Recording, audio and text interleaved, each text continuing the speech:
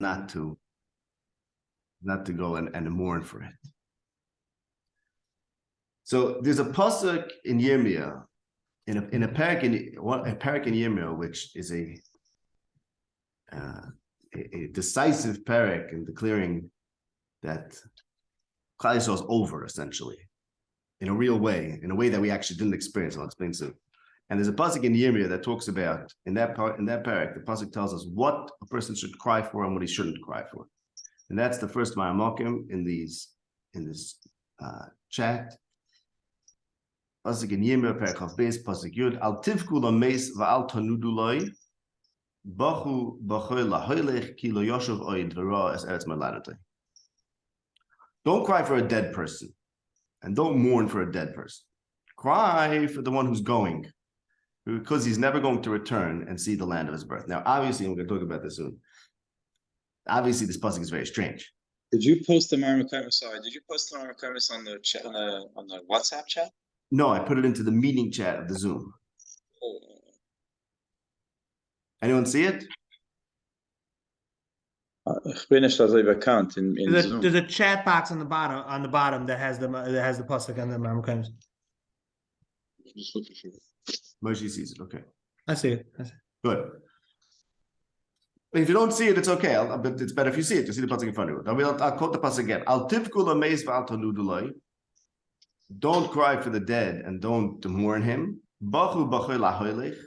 Rather, you should cry for the one who's going. Ki lo yoshuv oid v'ra es eretz melanotei. Because he's not going to return and see the land of his birth. And it's a very strange pasuk because it's saying the guy who died knew Mela. Okay, it's over. Whatever. Don't cry for him. But the one who's hoylech, you should cry for. Why? Because he's never going to come home and see the land of his birth. Yeah, and the person who died is in a better position than the goyla. Now, let me give you some background about this pasuk.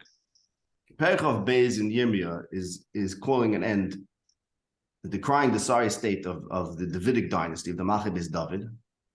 And essentially, Yirmiyah is declaring that the Malchus Beis David is coming to an end, a complete end. Because in that parak it says, Kisvu ish isazeh ariri. Yechanya, Yirmiyah said Yechanya is not going to have children. Kilo yitzlach mizare Moshe Yoshev al Kisei David. There's not going to be an heir to Malchus Beis David. And he's not going to have a child. And then the Medrash says in eventually Yechanya did have children. Zerubbabel ben Shaltiel was his grandson. So the Medrash in Parashat Tazria says there was a whole intervention that the Sanhedrin said, wait, Malchus Beis David is going to come to an end. We can't let this happen. And they arranged for him to have a child in Babel. A whole story about that. But the point is, Yirmiyah is calling an end to the whole project because no David means no Mashiach, no Gula. We're done. The whole Klal Yisrael is in a certain way done, over in this parak. And there were two kings that Yirmiyah is contrasting in this pasuk, the Mefarshim say. There was King Yehoyakim, and it comes from Chazal Sifri in Devarim, which is there in the next third Ma'amokim. King Yehoyakim was killed, and he wasn't even buried. His nevela was mushleches, and it was out. His corpse was out there in exposed to the elements and the wildlife. King Yechanya went into exile. Says the pasuk, says Yirmiyah, you know who you should cry for? Cry not for King Yehoyakim, rather cry for Yechanya. And on this, the Sifri says, this is the third Ma'amokim, the Sifri in Devarim says, on the pasuk V'chor Af Hashem B'chem, the pasuk in Shema, which says there's not going to be rain, and you're not going to have food. And then V'avadatem Meheira says the Sifri, Golos Kosher Min HaKol, Shikulos Keneged HaKol. Golos is the worst thing. Bacha B'Holech, and the Sifri brings a raya from the pasuk in Yirmiyah. Golos is the worst thing. Why? Because the pasuk says that Yechanya, who went to Golos and Bavel, and ended up having it not too bad in Bavel, because the king, Evil Merodach, took him out of jail, and he made him a member of his court, and he fed him from his own food. He took good care of him, and he was treated as royalty. Yechanya is considered to be worse off than Yehoyakim. So Yakim, who died and wasn't even buried, says the Navi, is in better shape than Yechanya. Mikan, we learned that Golos is Shkulo Keneged HaKol, and that's what it says in B'Haim Shemaya, that after that's the ultimate. The ultimate punishment is galus. And then, so the Medrash essentially says, and the Sifri says that even though Yechonיה was having such a good life in Bavel, he's having a good life. Having a good life in Bavel is worse than being dead. And that's what this pasuk is saying. Okay. But the question is, good, what is the pasuk saying? The pasuk is saying, the pasuk says, cry for the one who left, not for the one who died, because the one who left is never going to come back and see the land of his birth.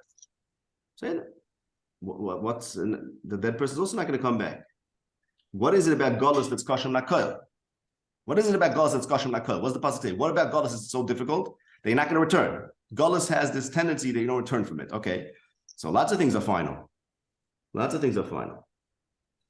Not only that, the pasuk is saying like this. The pasuk says, "Don't cry for death, but cry for exile." Why should we cry for death? Says the Gemara in Moed Katan. This is the Gemara Moed Katan Daf Zayin Beis. Al tivkula meis v'al tanudulay. For this pasuk, we learn out that there's a shear. There's a shear. How much a person is supposed to mourn for death? Shiva u'shloishim, says the Gemara. Mikan va'elach amar Kadosh Baruch Hu iyatem rachmanim ba'yosem imeni. Avad is such a thing called avelis for death, but the pasuk also says al tivkula meis. Al tivkula meis. Why? Because at a certain point you say, look, it hits you. It hits you as a terrible thing, and it strikes you, and Mela puts you into a matzav of avelos. But eventually you have to come to grips with it and say, this is the Hakadosh Baruch Hu's world, and of course Hakadosh Baruch Hu has a plan, and I can understand that with a little bit of a distance between me and the event and the immediate experience of death. A person's supposed to take himself a little away from the visceral, emotional response to it, which is bechia and mourning, and say, be able to live with it and to move on and to accept it. Accept that HaKadosh Baruch Hu is Rachamon and he has a Mahalach. So that's why we don't cry for a mace. Why don't we cry for a mace? Because the mace is a terrible thing, but eventually we put it behind us. Golos, then, Zok the Pasuk, Golos, we can't put behind us. That's why we have to be the Pasuk. Why don't we cry for a mace? Because after a certain point, you move on. At a certain point, you move on.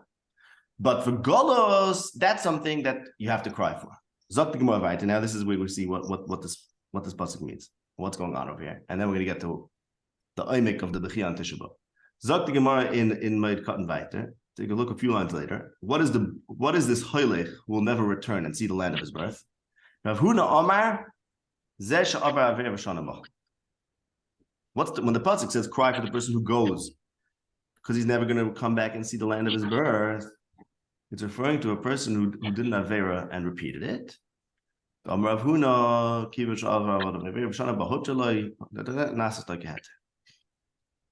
has the yisoid that when a person repeats an avera, it becomes like a heter.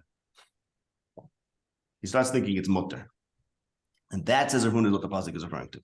When the pasuk says cry for the one who's going because he's never going to return and see the land of his birth, what it means is cry for a person who is avar avei v'shana bo. Yeah, what does that do with the pasuk? So what's with the pasuk? The pasuk is talking about someone who's going to Golos. Death, you move on, Mela. But Golos you can't move on for. Says Rav Huna that the pasuk is talking about avar avei v'shana bo. So I would like to suggest the mahalach of what's going on over here. And this will give us an insight and understanding of what the avodah of Tisha B'Av is and what the hasaga of Tisha B'Av. Tremendous hasaga, tremendous thing that we have to gain from Tisha B'Av. The pasuk is talking about a Golus, 100%. The pasuk is talking about someone who goes to Golus. And the pasuk says, you know why you should cry for someone who went to Golus? Because he's never going to return. And Rav Huna says that the idea of the pasuk, the concept that the pasuk is teaching us, is characterized in the case of someone who's avar avei v'shana bo. What's the problem with someone who's avar avei v'shana bo? What's his problem? Someone doesn't aver twice. He's on a bad path. He's lost. But much worse than that is that he doesn't know that he's lost. And that's why he's in very bad shape. Avar avei v'shana bo can't do tshuva. You tell a guy who has a mahalach in life. He has a mahalach in life. This is my life. It works. He's done this aver numerous times. This is how he lives. What does it mean? This becomes his hergel. this becomes the life that he knows and the life that works for him. You go tell him you have to have a whole different life. You have to recreate your life. No, Vasepis, this to him, the mahalach that he's living, which is doing Averis repeatedly, whatever that Aver might be, becomes part of his mahalach hachayim, and he doesn't understand. He doesn't see b'chlal that there's any need for him to do something differently. Zokter Huna, this is what the pasuk is saying. The danger of galus is that one tends not to return from galus. The reason why Yechanya was in such bad shape, the reason why we have to cry for Yechanya, is not despite the fact that he had such a great galus, because he was taken good care of by the king. It's because he's had such a good galus. Therefore, he's never going to return. So what are you supposed to do? Now the pasuk is telling us, what are you supposed to do when you're facing a situation of Avar V'Shanaba? Because galus is like Avar V'Shanaba. Galus has this tendency, galus is like this. It's not the pshat. You're in Eretz Yisrael, but something's missing. Beis Hamikdash is missing, Nevuah is missing, Shechina is missing, Hashgacha is missing. Galus means, you know what? We'll take you out from there, and you do something new. Try something new. Become like the rest of the world, Be'etzim. And then someone's going to come and tell you, no, Beis Hamikdash, you need the Shechina, you need the Nevuah. Like, I hear it's very nice, but being in galus is like being a matzav of Avar V'Shanaba, because we have there's no way out. We automatically become used to being in galus. And not only that, we make galus geschmack. Of course we do. We try to do our best. We try to make everything great for us. But the better we make things over here, the more we become part of this risk of lo yoshuv v'yira eretz malanatai. So what are you supposed to do? How are you supposed to get a person to tshuva? You can't tell a person, you know what? You should go back to Eretz Yisrael. You should build a Beis Hamikdash. You should attain a book. Okay, say that. Very nice. Of course, life will be better that way. But do I have to? Do I have to? Is there something burning within me that I have to change something, that we have to look and we have to feel like something's wrong with our lives? No, everything's right. The answer is bacha bachoy. The only antidote to a nasis like a heter, someone who's nasis like a heter, someone who believes in his mahalach hachayim, you can't argue with him, you can't reason with him. It's not going to work. You have to make him suffer. You have to make him feel that there's a tsar. So when the pasuk is saying, don't cry for the person who's dead, rather cry for the person who's goyla. So we asked, what do you mean? That the person who's goyla is better than the person who's dead? Well, it means worse than the person who's dead. The answer is, don't cry for the person who's dead because that's over and there's nothing your cries could do. But you must cry for the person who's goyla because the cries are what's going to protect him from accepting his galos as being permanent, correct, and right, which will lead him to never come back. By your crying, you're ensuring that he doesn't get stuck, and he doesn't get stuck in galos. Galos is a trap. The Medrash says this is the last Maramok on the list. The Medrash Necha says, Parash reses l'ragloi. Hashem laid a trap. Hashem laid a trap. Amar Bab Bar Kahana, Imar Isa Safsalam Aleim Bavlim Be'eretz Yisrael. I don't know what that middle word is. Tzape l'ragel Shamashiach. When you see the benches in Eretz Yisrael filled with Bavliim, then you should expect Mashiach's coming. Why? Parash reses l'ragloi. What's the drasha? The first mucha. What's the drasha? But it's really very simple. The Medrash is saying like this: Galus is called a reshes, a trap. The nature of a trap is that once you're in it, you don't get out. So, Mele, if you see that Bavliim are in Eretz Yisrael, that means Galus is over, because the gzera of Galus, the mahalach of Galus is a reshes, a trap. And it's very hard to extricate yourself from a trap. That's the nature of Galus. So once people start extricating themselves, and you see that that's happening, that's a siman that the reshes is getting looser, or that it's no longer a reshes. So Mele is like this. So that's the avoid of Tisha B'Av. We started with the question that here we're supposed to cry, and the Mamarashach. First of all, why are we crying? Are we really sad? Are we really sad? Everything's right. Everything's fine. Avada, we could be mastic that there's better things, but those things we should work on achieving. Let's work on achieving things. What's the meaning of crying? The answer is the meaning of crying is, and the meaning of unnatural crying and encouraging crying is like this. You have a person that has a mahalach hachayim. His mahalach hachayim makes him think that everything's okay. And the mahalach hachayim is ma'akiv. You should know it's a real thing. It's a mitzvah. It's pashtum mitzvah.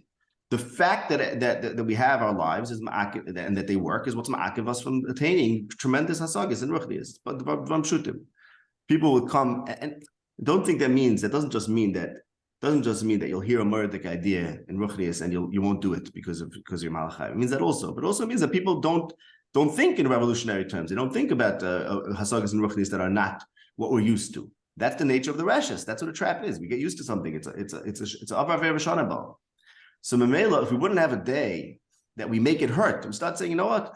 All those nice meals that Yechani had, let's not eat, let's not drink, let's suffer. And now this midah of suffering, this mahalach of suffering, we have to now plug it in to our lives the rest of the year, and we have to remember. In a Chanami, things that could be wonderful and pleasant, and they should be.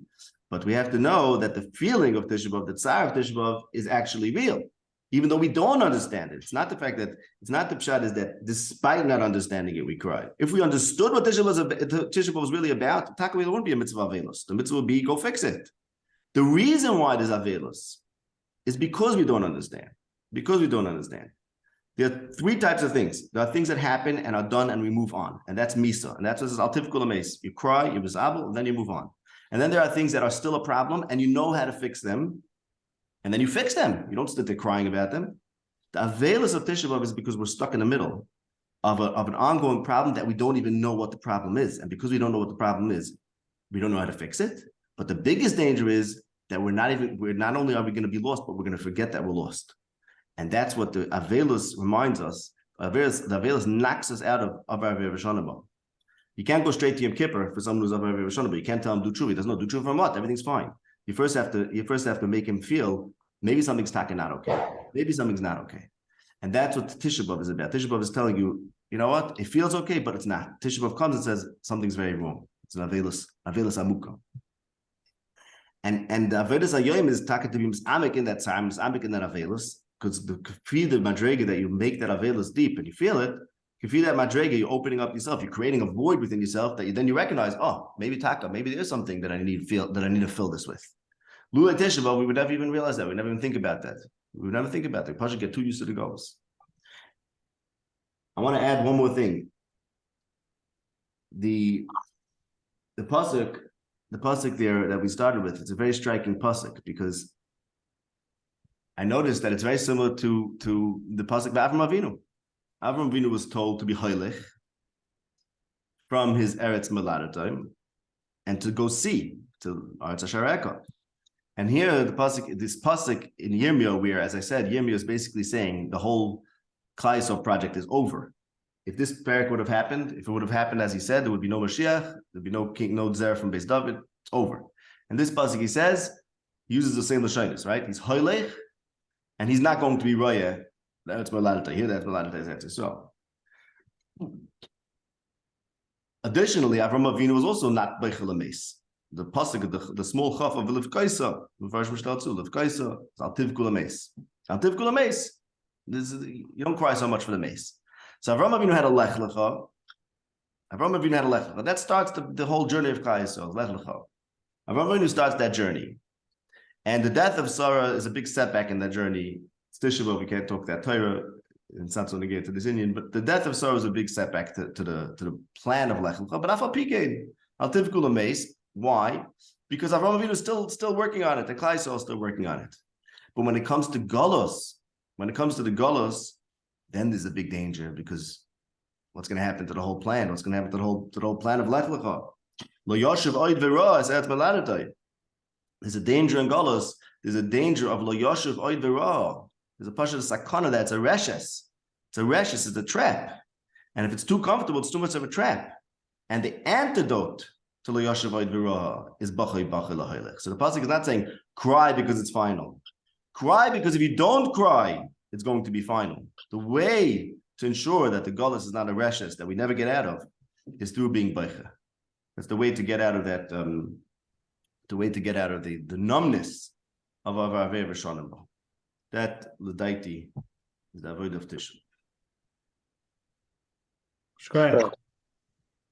Did you come across that Teres Ha'olah with Plato and Yirmiyah and him asking him two questions? Oh, it's in the Teres Ha'olah? Yeah. I was thinking, it's funny you say that because I was thinking of looking at the Teres Ha'olah. I didn't know why. I was thinking, someone asked me about the Plato Maisa, and then I was thinking I should look at the Teres Ha'olah different time. I think I must have seen it there once. Subconsciously. Oh, so he